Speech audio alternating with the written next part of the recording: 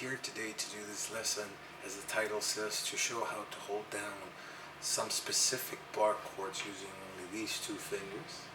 Low. No, the thumb is just pressing on the back of the guitar. And also using the A chord with only this one, only the index, or maybe only, oops, that's the badass finger. I usually use the badass finger, so I apologize for that move. For example, here's an A chord using three fingers. Now I'm going to place only the badass finger with a back bend right here, and these other three fingers are now free. And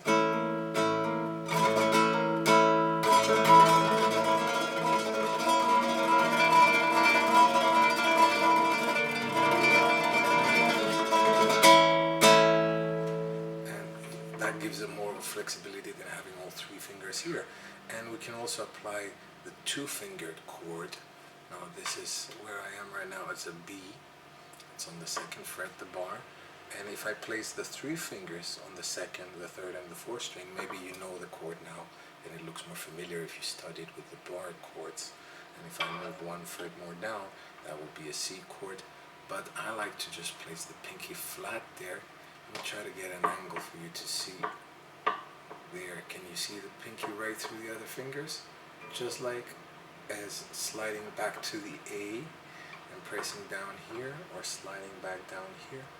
The same, and you can also add your middle finger on top to apply pressure and squeeze. More strong instead of squeezing these two. You can add this badass finger on top. And you can apply it for any style you can imagine when you're holding this chord from a C chord.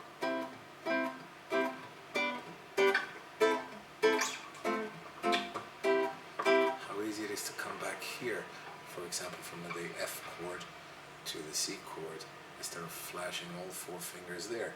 So I can understand why you guys would want to learn it.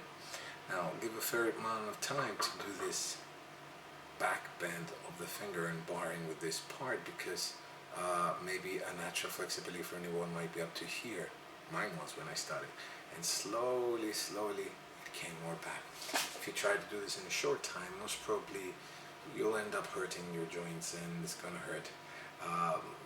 As a dance teacher for years, I've got this knowledge in my mind always, and I trust it. That tells me whatever you give it a long time of practice, a few months or maybe a year, and you take your time slowly stretching it, you get the flexibility out of it you want without damaging it. So we can use that.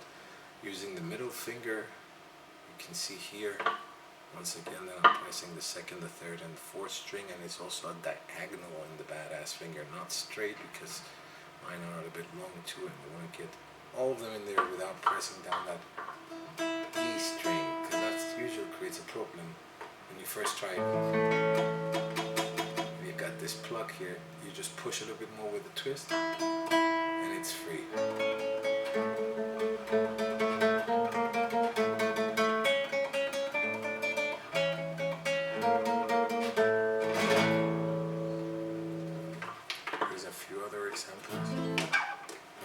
These are regular bar chords, but then I'm moving to a C major with these two fingers only, to an E. I think this is the intro from a Rodrigo and Gabriela song.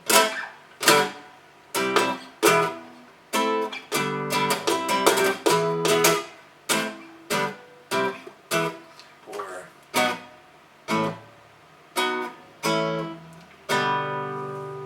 reminds you of something.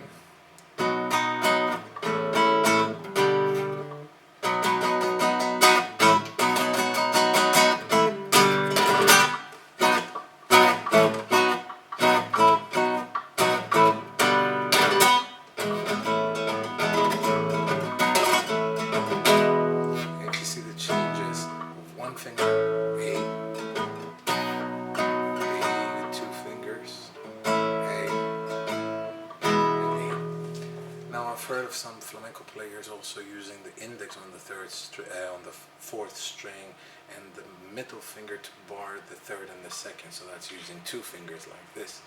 I prefer the one. It's clearly up to you.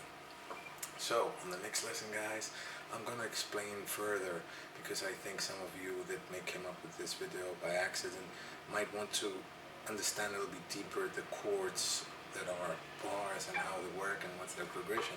And it's practical theory, nothing to be afraid of it, because once you memorize 7 simple chords, 8 simple chords, then from there you can do quite a lot on the guitar and have fun with it. I hope you guys like it. I hope I haven't overextended it, but it's something that does take some time to develop and be patient, but it's more than worth it. Make sure you comment and rate. See you in the next video, guys.